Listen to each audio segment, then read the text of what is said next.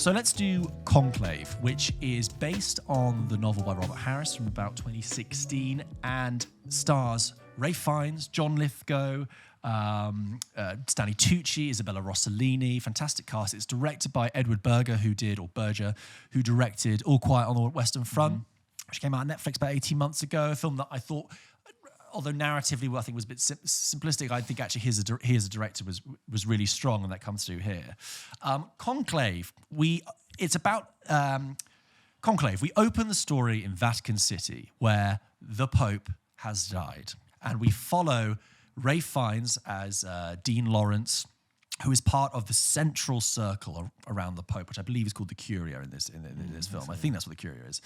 And he and like three other high cardinals in the opening scene gather around the Pope's body, send him off to prayer, and the process of, after the Pope's death, of selecting someone for the new papacy begins. So, the Pope is dispatched and taken away. The process by which the new Pope is selected. If anyone who's ever followed when a Pope died, it's been Funnily enough, I've not. Well, the thing is, it's actually been about 20 years because obviously Benedict resigned, so it wasn't a normal election. But obviously, if anyone watched The Two Popes on Netflix 5 years ago, it kind of covers it. Yeah. But obviously, there's the whole thing with the white smoke. But anyway, Conclave is when all the cardinals, about 110 cardinals from all over the world, return to Vatican City to sit in the Sistine Chapel and discuss and vote on who should be the next Pope. And in that period, they are to be sequestered in Vatican City. That is, no communication with the outside world, no telephones, no nothing, no news. There are literal shutters that come down on the windows. The cardinals are put up in specific accommodation adjacent to Vatican City, and they are like bussed in every day in all their cardinal cassocks. But the story is kind of as follows. There's kind of multiple threads. On the one hand, obviously, there is the decision of who to elect as the new pope. And you kind of have splinters within the Catholic Church. You have the more liberal side represented by Stanley Tucci's character, Aldo Bellini. And then you have the more reactionary, backward-looking view of... conservative view of an Italian cardinal called Tedesco.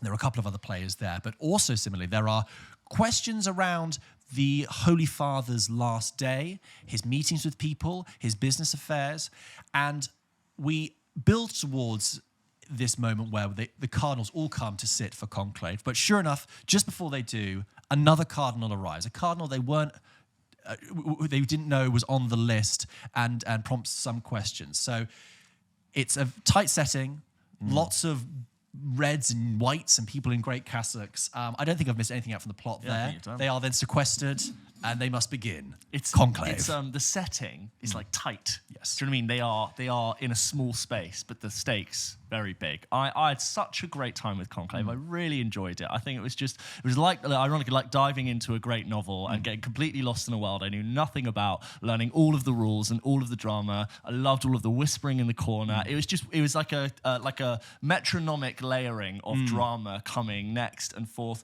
I think Ralph Fiennes totally delivers and just really wonderfully played down all of the suspicions. Like, he's someone who really... He's a little. They sort of indulge this idea that he was meant to sort of depart and step down. And he has had moments where maybe he's questioning his faith, but nonetheless, like, absolutely does his due diligence to make sure this whole process is done with integrity and that it's sort of done to a T. And I just thought it was a really solid political drama. Like the Pope dressing is more just like a skin for what could be a succession story for any great political party, any great kingdom. You could set this in medieval times or in modern day Parliament. And I just absolutely found it riveting and really enjoyed myself. I really don't have many sort of criticisms actually, because I had a great time. It's not sort of a film that's blowing my mind. No. But like jumping into a great novel, I got completely sucked in and drawn in. Stanley Tucci's brilliant in it. John Lithgow's great. Isabella Rossellini, who plays Sister Agnes. There's a lot of sort of studies of gender and whose role in the church is for what. And then similarly, like that they are sequestered apart from Rome, but we as an audience member are also sequestered with them. So we hear sounds of political unrest and riots, but we, like the people involved in the conclave, actually don't really know or can't deduce that much about what's happening, because our opinion has also just been locked into this environment. And I recommend it. I think it's really good fun. Yeah, it's a political thriller. That's the thing. Totally. I agree. I think it's a very, very solid political thriller, elevated by fantastic performances. The best. And my main takeaway was Edward Berger. I'm going to say Berger. Berger sounds strange. I might be wrong. But Edward Berger as a director is... I commend him for he is absolutely trying his hardest in a good way to take what is a very tight, arguably a dry setting of 100 men in their 60s sat in a room discussing. Should be really boring, but he is trying everything in his power to make this gripping and entertaining. I want to shout out to him and the DP, Stéphane Fontaine. Yeah. They shoot in this style that I would describe as very structured and architectural. And I don't mean that just in the way it shoots buildings or even people's relation to buildings.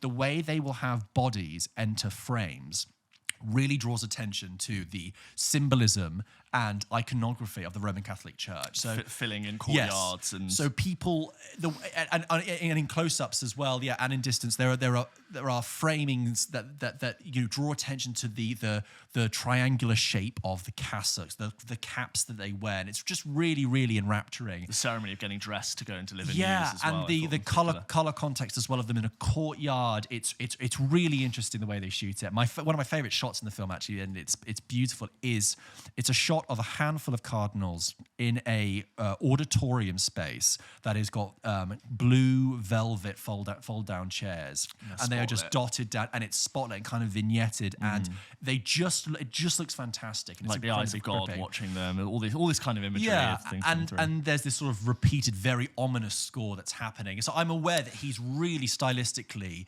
juicing this screeching thing up. Cello throughout the whole thing, like and I appreciate sense that. of dread I think well. it does a lot to elevate the film and make it exciting. And some fantastic shots in it. And like in All Quiet on the Western Front, he pays particular attention to the very close, minute physical details of the process. So in the voting process, it's pens scratching on paper, being folded, needles being poked through the paper, being put into the ballot box.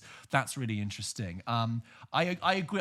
I'm not overflowing with praise in the sense that I would be surprised if this became like a massive Oscar contender. It's a very solid political thriller to watch. I think the performances are great. Yeah, maybe Ralph Fiennes might get a nomination out of it, but that's fine because it's a solidly gripping political thriller. I will say that it's funny because I'm going to review Piano Lesson in a bit, which is based off a stage play. It's funny because towards the end of Conclave, I became aware that it almost could be a play in itself as well because of that restrained setting. And possibly could it have shaved 10 minutes off here or there? I don't really know. It's only 2 hours long. I think it's a really kind of bankable, solid piece of work.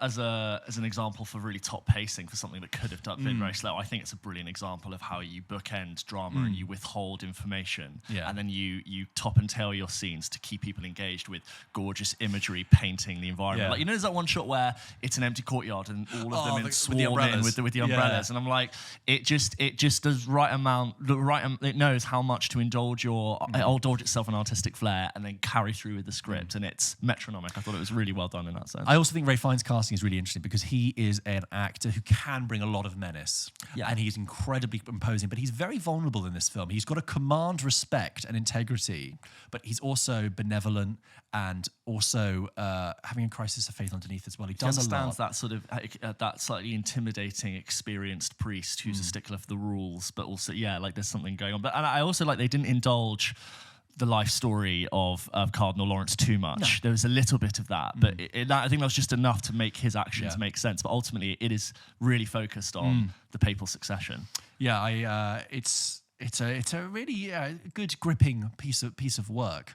I wanted to whisper in some dark corners about things people had said information coming to. I think there's something a little bit cheesy about the way in which information externally comes in through one person. It's almost a little bit too easy to write. I was actually going to, because there were some giggles and sniggers towards the end of it, because there's this one character who's not sequestered. He's just I guess an archbishop who sort of helps Lawrence. Sort of like finding out information on behalf of Cardinal Lawrence. And he sort of turns up 3 or 4 times in the movie, and every time he sort of goes, there you go, there's the information, Cardinal, thank you. But I should also mention... But one other thing, you're kind of... One thing that was also said, if I were to give my opinion, I would say that he was coming across and Ray Fiennes is like, go on. Well, if I may, he did see... And so by the end, there was a couple of people sort of laughing, because of course, every time he does it... It's it's a real easy way out for the writer in that sense. Yeah. But So this is out in November. Yeah. Keep an eye out. I think it's November 22nd. I think it's going to be a real solid piece of work. So keep an eye out for that. That's Conclave. If you have seen it, or you're going to see it, you're watching this when you have seen it, still send in your emails to hello@pulpkitchenpodcast.com. I also really like how quickly I understood, like, there's in the opening, there's like 5 or 6 contenders for the papacy who have risen up. And I already, within 20 minutes, knew exactly who each of those different people were and what their shtick was. And I think you could so easily get all of them lost. One of them is very apprehensive. One clearly wants it. One's this, but they've got a trouble in their past. There's a racial element. All of it was just... Yes, I know exactly where I am, and I'm just going to watch it play out. Yeah. Great fun. I go and see it in cinema as well, because it's a feast for the eyes. Conclave.